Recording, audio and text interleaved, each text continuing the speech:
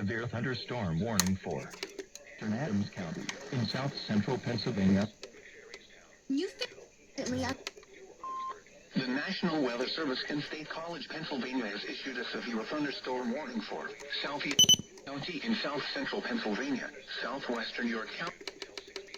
College, Pennsylvania has issued a severe thunderstorm warning for eastern Adams County in south central Pennsylvania, southwestern York County in south central Pennsylvania until 6 p.m. At 5:09 p.m. A severe thunderstorm for southeastern Adams moving southeast at 5 miles per hour.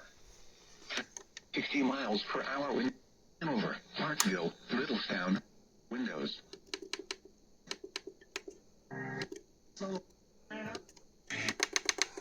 A severe thunderstorm warning has been issued until 6 p.m. for the following counties.